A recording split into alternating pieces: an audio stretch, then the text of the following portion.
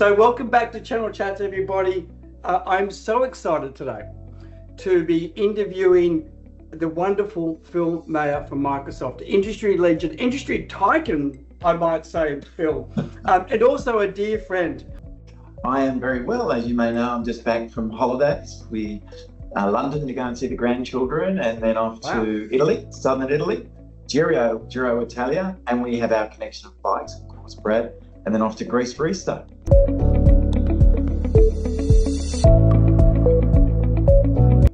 First, let's say CSP. There's some big announcements that were made on May 1st about that, and we want to make sure the channel's completely aware of all those announcements. Things like three SKUs coming out, increases in promos around Copilot, also some new requirements coming in. And that's probably also worth a deep dive into some of the new minimum bars for being a distributor, for being a direct partner, and that security score has created a lot. So that's the first topic. Second topic, it's Build Week. So we've had a very busy morning here listening to the keynote by Satya, and there's so much in there. Again, you better cut me off because there's a whole lot of stuff in the book of news around enhancements to Copilot, agentic world, things we're doing at the infrastructure level with new technologies, interviews with Elon Musk, with Jensen Huang from NVIDIA, with Sam Altman, the Mr. OpenAI.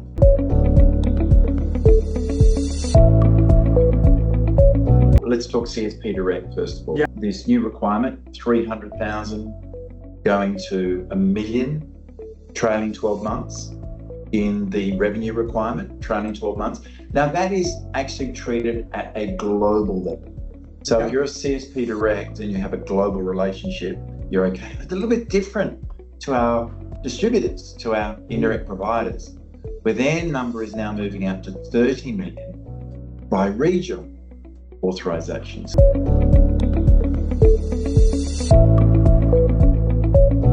Well, it's fresh, it's this morning, it's what we're doing across that whole, I commend you to go to YouTube. It's already published, the keynote, if you want to go and watch it. A couple of things that stick out for me from Build. Tuning. So tuning is this idea that we're adding an agent now that learns from your business's tone and style, so that when you're creating correspondence like a response to an RFP, it automatically absorbs your company's tone and style. Rather than just the individual tone and style, it's now saying our company tone and style. It's looking at the documentation which is sanctioned and approved and labeled as being those sources and tuning the information to that.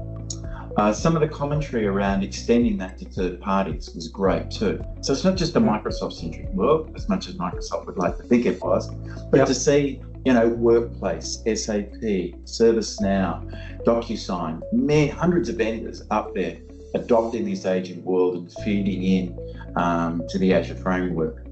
Maybe moving into the infrastructure side, surprisingly, Elon Musk up there. And you go, Elon Musk and Microsoft. Elon talking about the Grok Foundation now as part of the AI Foundation as well is pretty good. What Jensen from NVIDIA talked about in terms of new technology, so the latest technology being in the infrastructure, the size of the Azure platform now being very, very clearly the biggest supercomputer in the planet. And then the stories that came with MedOffice, Stanford Medicine, using that platform to do really important work around better weather prediction, which makes it safer for people to travel, better research into medicine and tumor research in California that's spreading that to the world. And then the final one I conclude on, because I know I'm going on, is the announcement of Microsoft Discovery.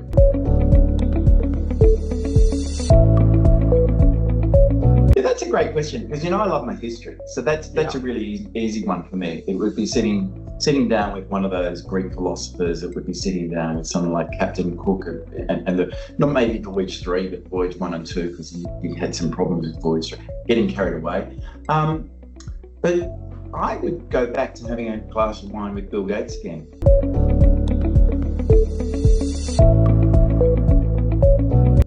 Now there's the opportunity for our channel. Rather than just selling me a mouse, build me an agent and sell me that, and you as a channel partner can make a heck of a lot more money And it's not that hard.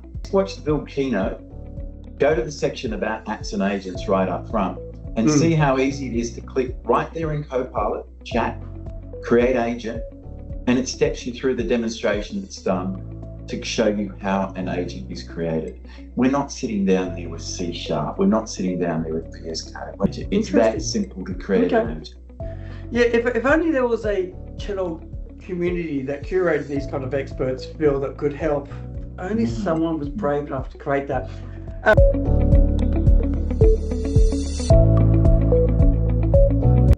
You've got to move from transactional to service. Okay. You've got to find a service discipline within inside your business, because that's where the money's at for you as a business in terms of what you charge your clients. And that's where the money is to get out of Microsoft. The show me the money out of Microsoft these days isn't about the margin on selling something. It's the service you do pre-sales and the service you do post-sales. You make a lot more money out of that than just selling our product. So that is my soapbox topic. Yeah. Move from transactional to service. What is the modern day tech partner?